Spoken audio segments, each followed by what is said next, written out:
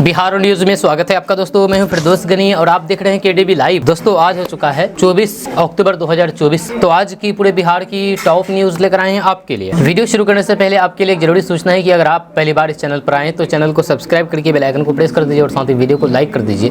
तो चलिए चलते हैं आज की खबरों की ओर।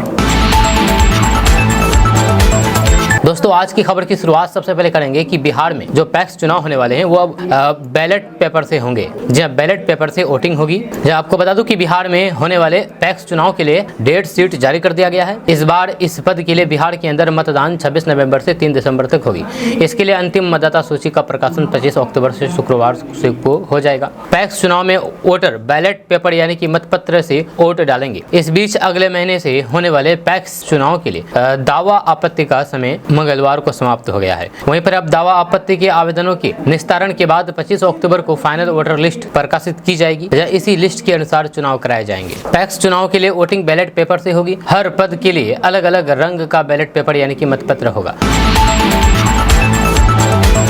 दोस्तों क्या आपको पता है कि बिहार में कितने लोग नॉन वेज खाते हैं? एक सर्वे हुआ है और इस सर्वे में ये रिपोर्ट सामने आई है। आपको बता दूं कि भारत के कई राज्यों में मांसाहार खाने की परंपरा रही है। वहीं पर राष्ट्रीय परिवार स्वास्थ्य सर्वे के मुताबिक भारत में 77% से ज्यादा लोग मांसाहार पसंद करते हैं। देश में जहां बंगाल के लोग सबसे ज्यादा नॉन वेज खाना खाते हैं तो फिर वहीं पर गुजरात के लोग सबसे अधिक वेज खाना पसंद करते हैं। तो ऐसे में क्या आप जानते हैं कि अपने प्यारे बिहार में कितने लोग नॉन वेज खाना पसंद करते हैं? अगर नहीं जानते हैं तो फिर कोई बात नहीं। इस खबर में हम आपको बताने वाले हैं ना कि आखिर बिहार में कितने लोग मांस खाना पसंद करते हैं। आपको बता दूं कि राष्ट्रीय स्वास्थ्य सर्वे के मुताबिक पश्चिम बंगाल में सबसे ज्यादा 99.02% लोग मांसाहारी है। इसके बाद तमिलनाडु में 97.65% लोग मांसाहार का सेवन करते हैं।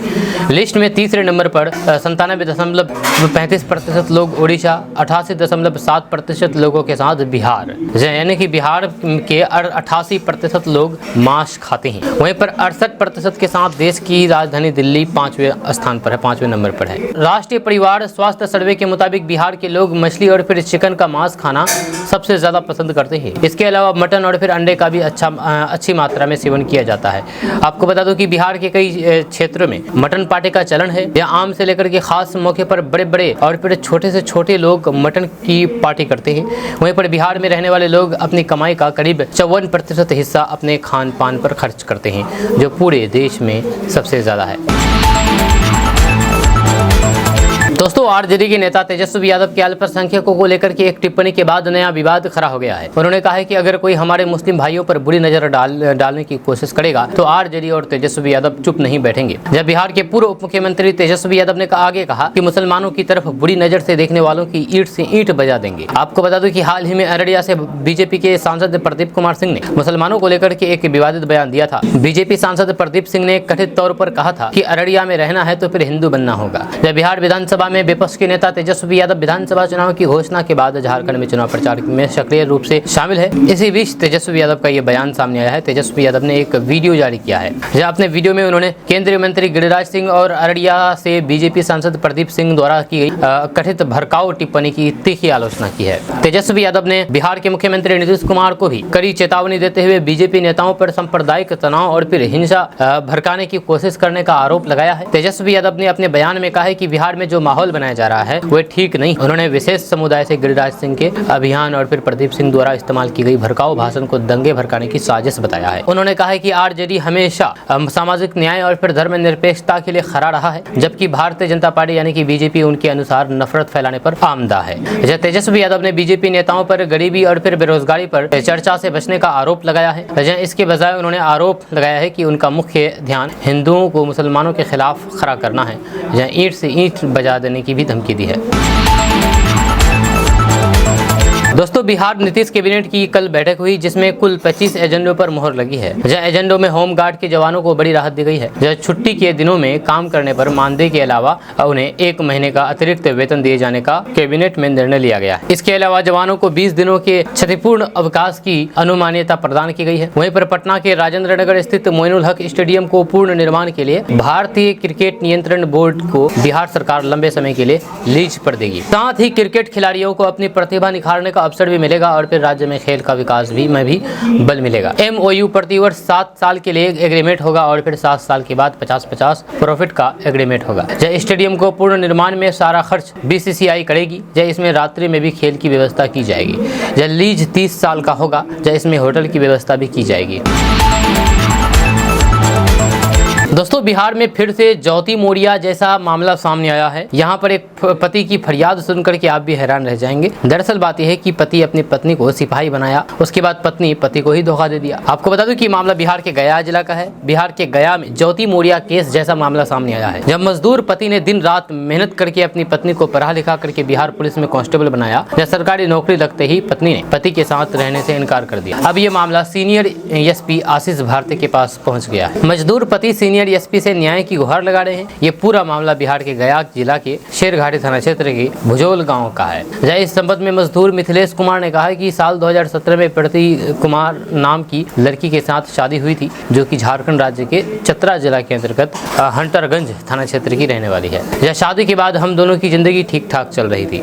जय इस दौरान एक बच्चा हुआ, जय आज वे 6 साल का है, लेकिन 2021 में पत्नी की बोध गया BMP में नौकरी लगने के बाद दूर होने लगी। जय अब ना तो फोन उठाती है और न ही मिलना चाहती है। उन्होंने कहा है कि इस संबंध में गया के सीनियर SP आशीष भारती से लिखित आवेदन देकर के न्याय की गुहार लगाया है। जब उन्होंने कहा है कि उसकी पत्नी उसके पास नहीं आ रही है, जब वह अपनी पत्नी के साथ रहना चाहता है लेकिन वह उससे मिलना भी नहीं चाहती है। वह अपने आवेदन में लिखा है कि उसकी पत्नी से मिला दिया जाए। फिलहाल पत्नी BMP बोध गया में पोस्टेड है। उन्होंने कहा है कि काफी मेहनत मजदूरी करके अपनी पत्नी की सरकारी नौकरी लगवाई है। इस संबंध में बोध गया BMP में तैनात महिला सिपाही प्रति कुमारी ने कहा कि पति से तंग आकर के दूर रहना चाहती हूँ। ATM कार्ड हमसे छीन करके पैसे निकाल लेता था, या दहेज के लिए प्रताड़ित करता था। इस संबंध में मैं भी विभाग के लिखित शिकायत देकर के सारी बातों से अवगत करा चुकी हूँ। मैं पति के साथ अब नहीं रहना चाहती हूँ।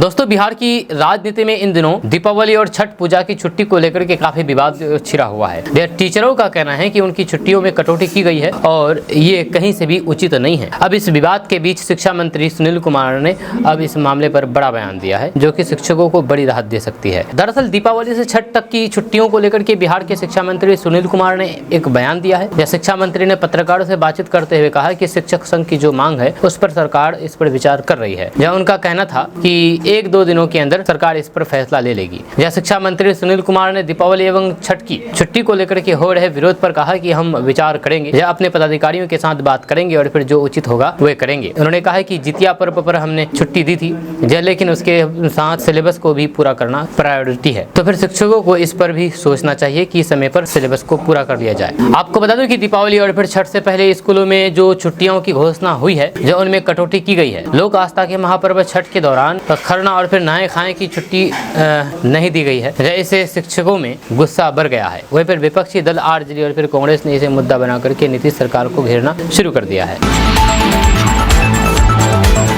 दोस्तों, अगर आप किसान हैं तो सरकार द्वारा चलाई जा रही किसानों के लिए योजना के बारे में जानकारी तो आपको होना चाहिए। अभी हम बात करेंगे PM किसान FPO योजना के बारे में, जिसके तहत सरकार किसानों को खेती करने के लिए 15 लाख रुपए तक आर्थिक सहायता प्रदान करती है। जी आपको बता दूं कि भारत सरकार किसानों के हित में कई योजनाएं चला रही है और देश की अधिकांश आबादी का जीवन यापन खेती पर निर्भर है। इसी कारण सरकार का ध्यान विशेष रूप से किसानों की आर्थिक स्थिति को सुधारने और फिर उन्हें आत्मनिर्भर बनाने पर रहता है। खेती से जुड़ी हुई चुनौतियों और फिर सीमित आय से निपटने के लिए प्रधानमंत्री किसान सम्मान निधि योजना जैसी पहल पहले से जारी है, जिसमें किसानों को सालाना 6,000 रुपए की सहायता दी जाती है। लेकिन इसके साथ ही सरकार ने किसानों के लिए एक और महत्वपूर्ण योजना शुरू की है, जिसका नाम है प्रधानमंत्री किसान FPO योजना। इस योजना का मुख्य उद्देश्य किसानों को कमर्शियल रूप से सक्षम बनाना और फिर खेती किसानी से जुड़े बिजनेस सेटअप करने में मदद करना है।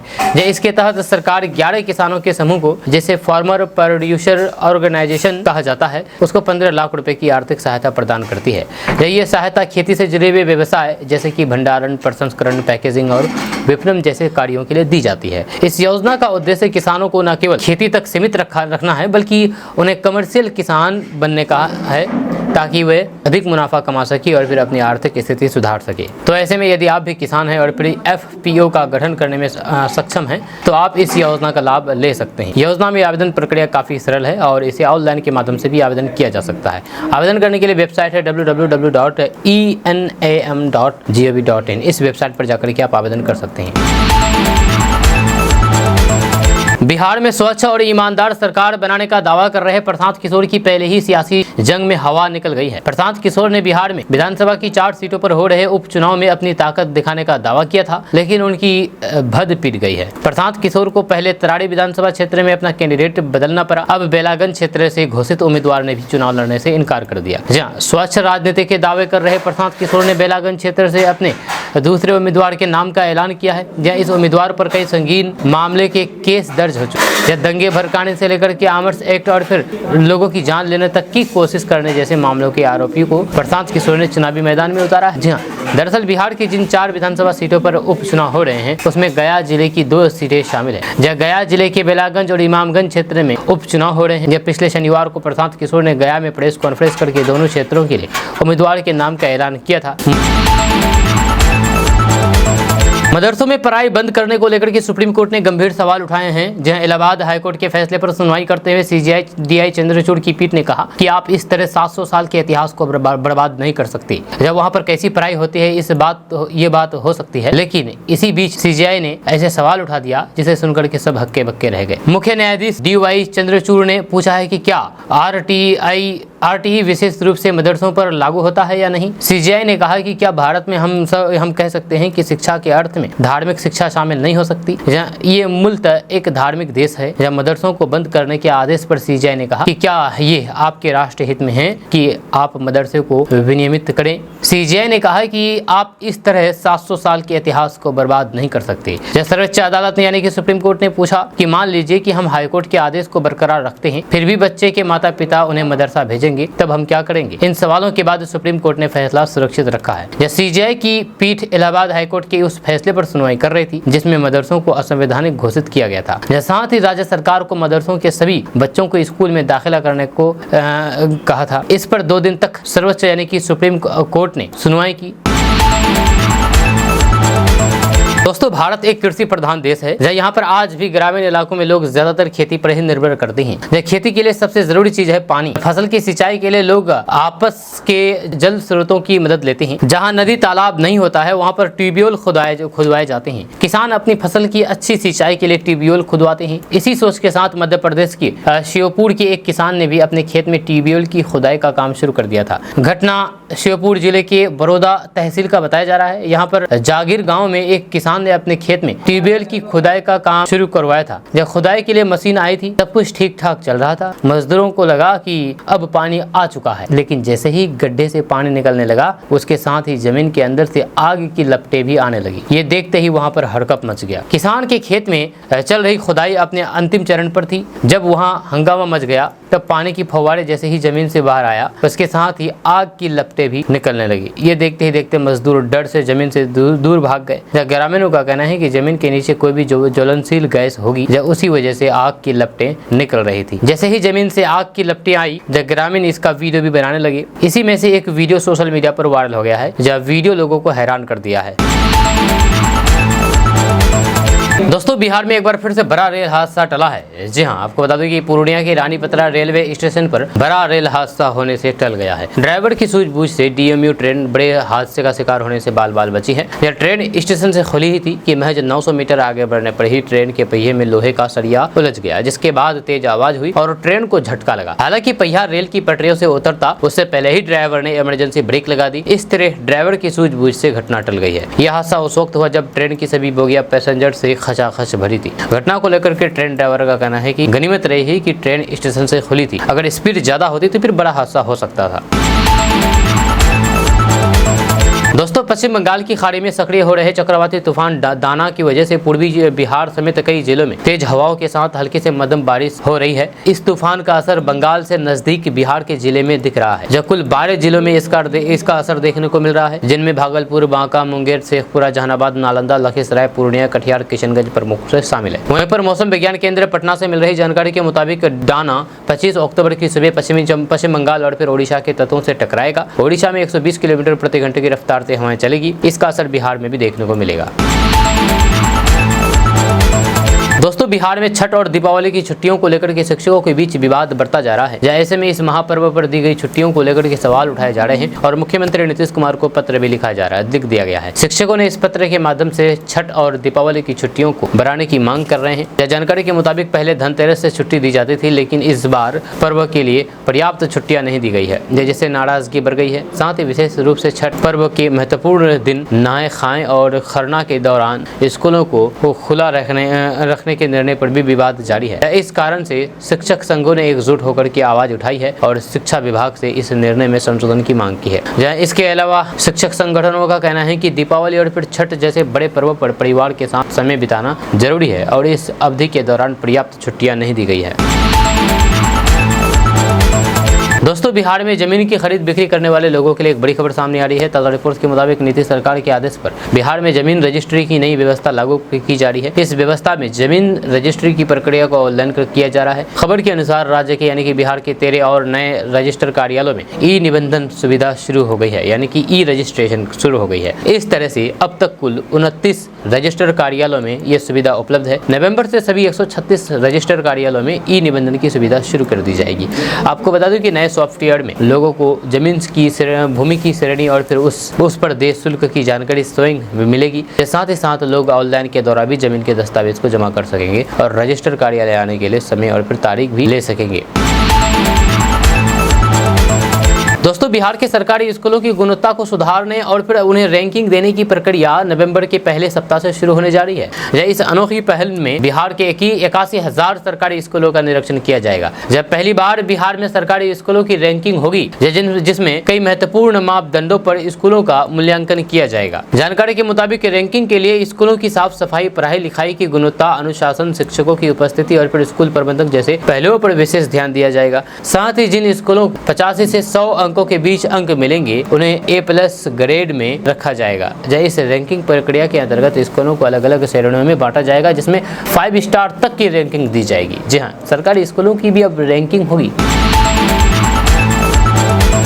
बिहार विधानसभा में नेता प्रतिपक्ष तेजस्वी यादव झारखंड दौरे पर है और इसी दौरान उन्होंने बिहार का माहौल बिगाड़ने वालों को चेतावनी दे दी है। यह उनका इशारा अररिया के सांसद प्रदीप सिंह के उस बयान की ओर था जो कि उन्होंने अररिया में दिया था। वहीं तेजस्वी यादव के निशाने पर केंद्रीय मंत्री गिरिराज सिंह की हिंदू स्वाभिमान यात्रा भी थी और इसको लेकर के माहौल बिगाड़ने का अंदेशा जता करके तेजस्वी यादव ने ये चेतावनी नीतीश सरकार को दे दी है। तेजस्वी यादव ने सोशल मीडिया पर लिखा है कि आज भाजपा के एक सांसद ने बिहार में माहौल बिगाड़ने के लिए भड़काऊ बयान दिया और आज ही उस सांसद को नीतीश कुमार जी ने अतिरिक्त सुरक्षा मुहैया करा दी है। तेजस्वी यादव ने आगे लिखा है कि इस देश की मिट्टी में सबकी महक और फिर आज़ादी में सबका योगदान है। मैं हर एक व्यक्ति को भरोसा दिलाता हूं कि जब तक मेरी सांस है, मैं बिहार को सांप्रदायिकता की आग में झोंकने वाले हर एक व्यक्ति के सामने डटकर खड़ा रहूंगा और मुसलमानों की तरफ बुरी नजर से देखने वालों की ईंट से ईंट बजा देंगे। तेजस्वी यादव के इस धमकी भरे बयान पर बीजेपी के नेता और मंत्री नीरज कुमार बबलू ने कड़ा पलटवार किया और कहा कि तेजस्वी यादव सोच रहे थे कि गिरिराज सिंह की यात्रा और प्रदीप सिंह के बयान से दंगा भड़के, लेकिन ऐसा हुआ नहीं क्योंकि बिहार में तो कानून का राज है। अब उनकी मंशा सफल हुई नहीं तो ये लोग दंगा भड़काना चाहते हैं, लेकिन जब ऐसा हुआ नहीं तो फिर बौखलाहट में ऐसा बयान दे रहे हैं। दोस्तों, गिरिराज सिंह की यात्रा किशनगंज में समाप्त हो गया है। इस यात्रा के बीच ऐसे ऐसे बयान सामने आए कि समापन तो हो गया, लेकिन सियासत लगातार जारी है। जब गिरिराज सिंह ने अपनी इस यात्रा के पीछे मकसद बता दिया था कि हिंदुओं को एकजुट करना है। जब 18 अक्टूबर को भागलपुर से यात्रा शुरू की थी, इस दौरान उन्होंने सीमांचल के 4 जिले पूर्णिया, अररिया, किशनगंज और कटिहार का दौरा किया। यह हिंदुओं को एकजुट करने के पक्ष में खूब कहा, बटोगे तो कटोगे जैसे कुछ विवादित बयान भी सामने आए। यह इतना ही नहीं, बीजेपी के सांसद प्रदीप सिंह ने तो यहाँ तक कह दिया था कि अररिया में रहना है तो हिंदू बनना होगा। अब समझिए इस यात्रा के क्या मायने हैं और ये भी जानिए कि सीमांचल में हिंदू मुस्लिम की कितनी आबादी है। आपको बता दूं कि साल 2011 की जनगणना के मुताबिक बिहार के सीमांचल क्षेत्र में मुस्लिम आबादी 47% थी। सीमांचल क्षेत्र के 4 जिलों में सबसे ज्यादा मुस्लिम वोटर वाला क्षेत्र किशनगंज है। यहाँ मुस्लिम आबादी 68% के करीब है। वहीं पर दूसरे स्थान पर कटिहार है, जहाँ मुस्लिम आबादी की 44% है। बात अररिया की करे तो यहाँ 43% जनसंख्या है, जबकि पूर्णिया में 39% जनसंख्या है। इस जनसंख्या संख्या में अब कुछ प्रतिशत की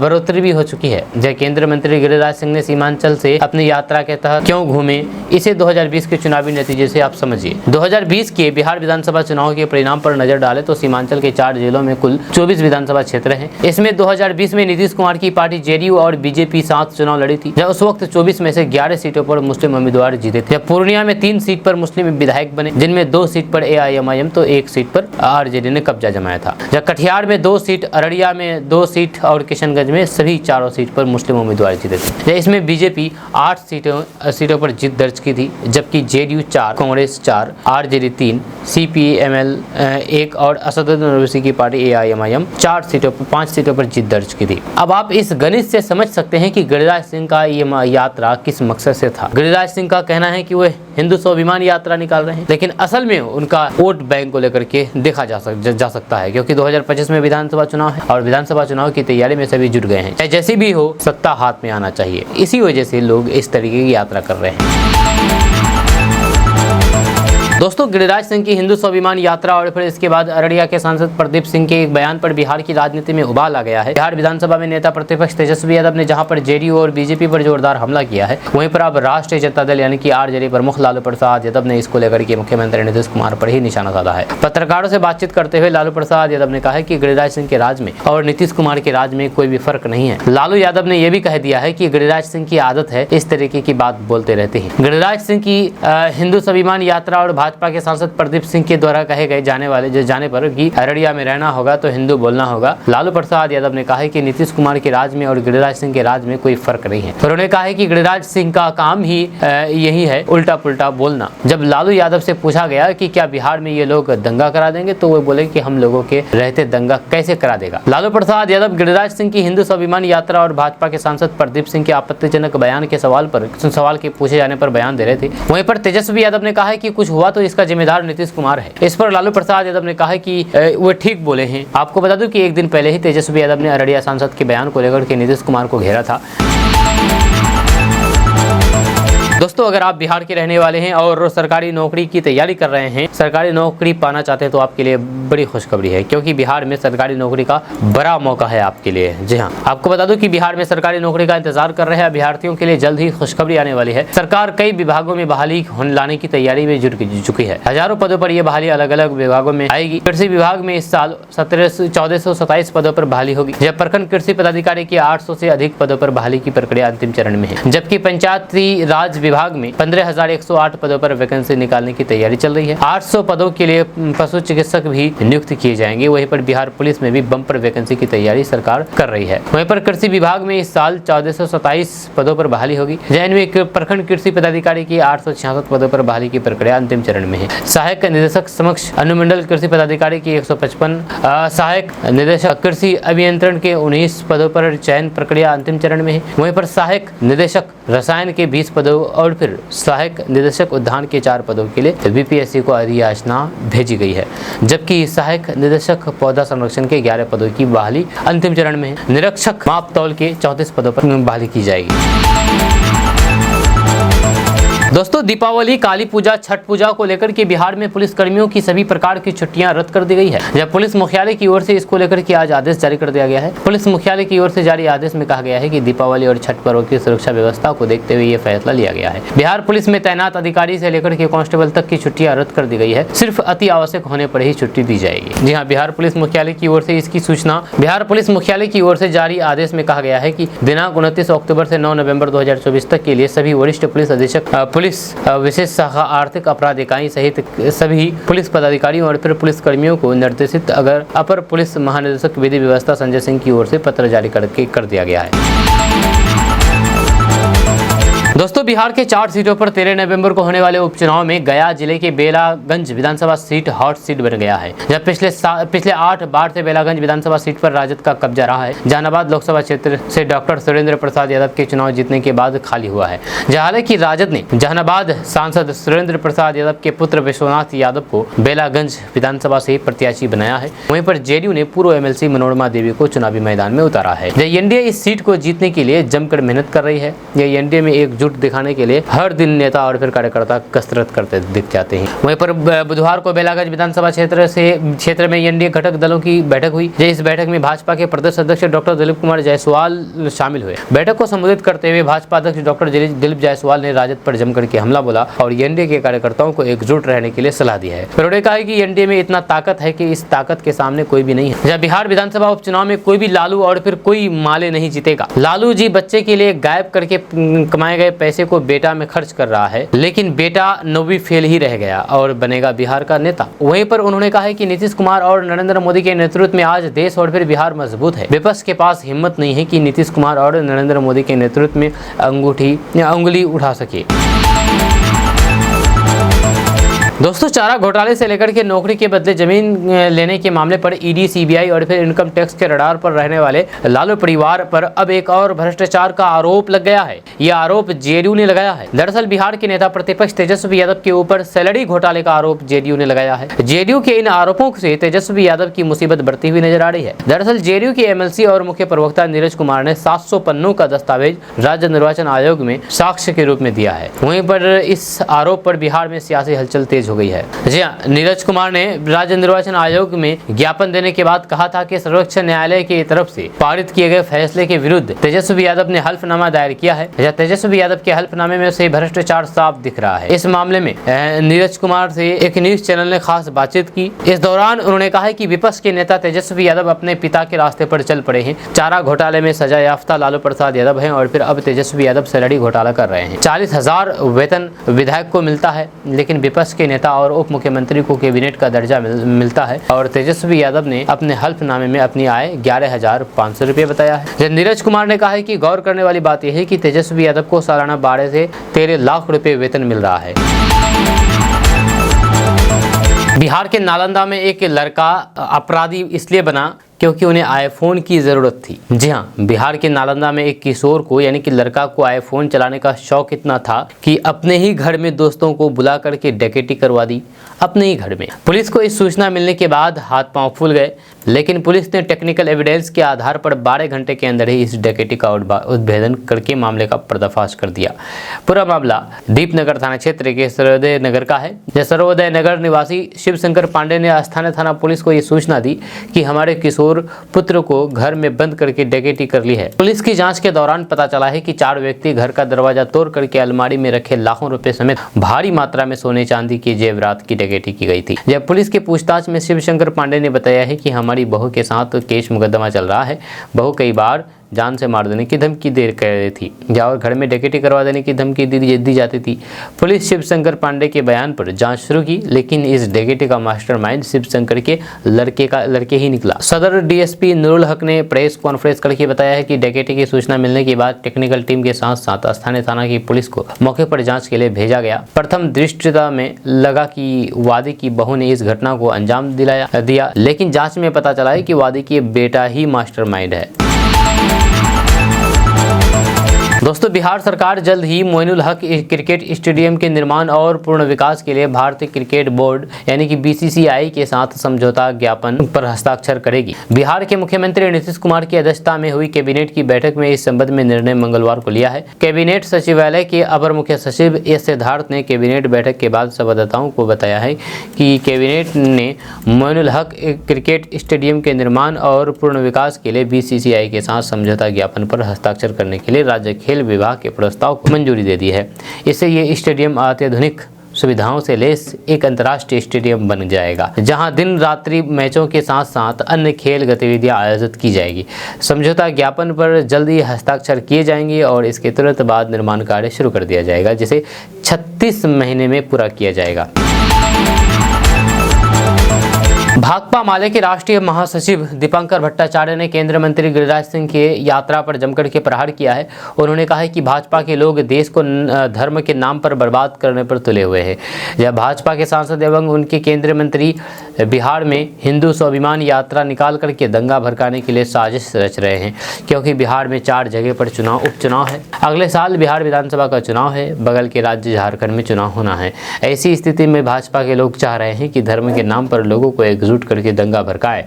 लेकिन बिहार की जनता जिस तरह से सीमांचल में लोकसभा क्षेत्र से विदा करने का काम बीजेपी को किया है, आने वाले दिनों में बिहार से भाजपा एवं उनके सहयोगियों का सुपरा साफ हो जाएगा। तो बिहार के लोगों को जिस तरह से गुमराह किया जा रहा है, उन लोगों के बहकावे में बिहार के लोग आने वाले नहीं हैं। दीपांकर भट्टाचार्य ने जोर देते हुए कहा कि आने वाले दिनों में भाजपा निश्चित रूप से और कमजोर होगी। इसी के चलते भाजपा के लोग बौखलाए हुए हैं।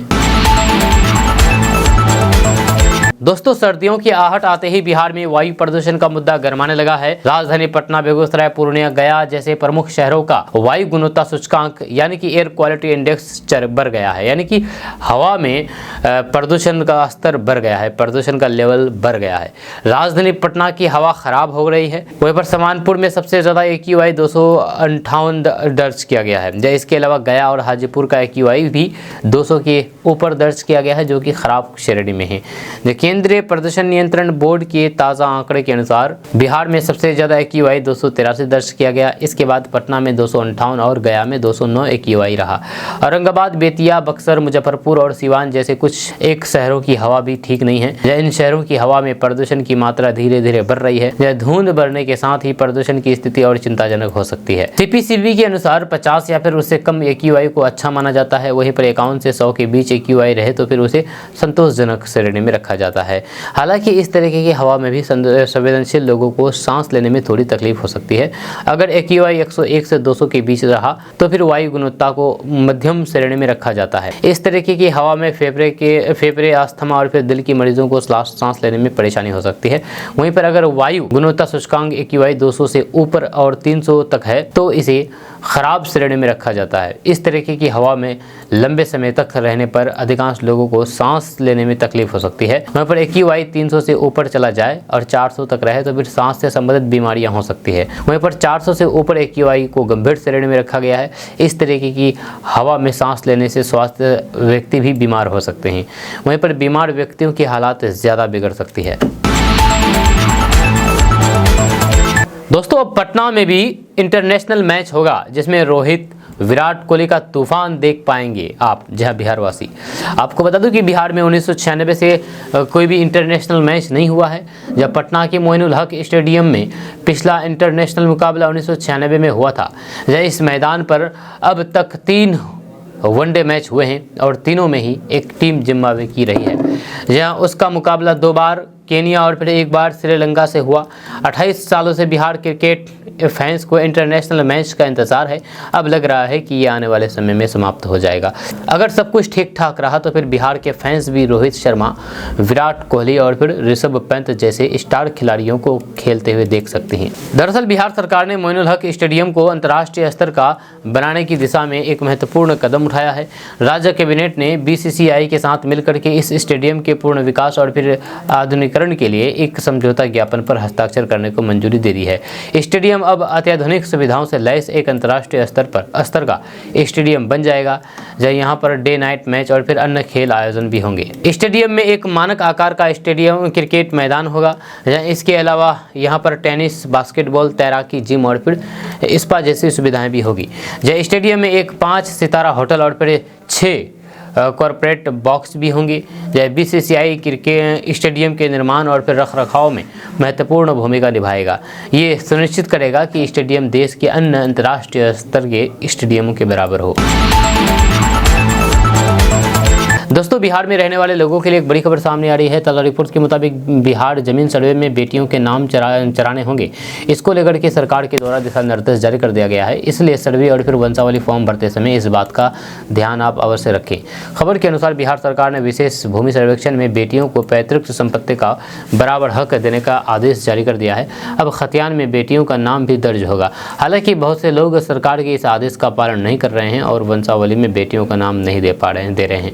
आपको बता दूं कि सर्वे अधिकारियों का कहना है कि वंशावली जांच के दौरान बेटियों की जानकारी ली जाएगी। बेटी का नाम नहीं चराने पर कार्रवाई हो सकती है। जमीन का सर्वे कराने के लिए वंशावली में बेटी, बहन और फिर बुआ का नाम देना जरूरी है। सर्वे अधिकारियों ने कहा है कि भले ही बेटियां जमीन में हिस्सा ना ले, लेकिन उनका नाम जरूर देना होगा, क्योंकि सरकार का आदेश है कि पुश्तैनी जमीन पर बेटों के बराबर ही बेटियों का अधिकार है। इसलिए उनका नाम जमीन के दस्तावेज पर दर्ज किया जाएगा। बिहार की बेटी ने इतिहास रच दिया है। जी हाँ, आपको बता दूं कि बिहार की बेटी ननकुआ इवेंट में गोल्ड और कांस्य पदक जीता है। जी आपको बता दूं कि वुशु खिलाड़ी अपराजित मिश्रा ने जॉर्जिया में एक और बड़ा कीर्तिमान बनाया है। उन्होंने गोल्ड और ब्रॉन्ज मेडल जीत करके भारत का मान बढ़ा दिया है। जब Guru Dinesh Mishra martial art academy Muzaffarpur की अपराजित मिश्रा ने बाटू में इंटरनेशनल वुशु चैंपियनशिप के सीनियर कैटेगरी में भाग लेकर के स्वर्ण पदक और फिर कांस्य पदक प्राप्त करके एक बार फिर से मुजफ्फरपुर का नाम रोशन किया है। यह जिले की पहली महिला वुशु खिलाड़ी है जिसने इंटरनेशनल प्रतियोगिता में मेडल जीता है। इसके पहले उन्होंने सिल्वर मेडल जीत करके विदेशी धरती पर देश का नाम ऊंचा किया था।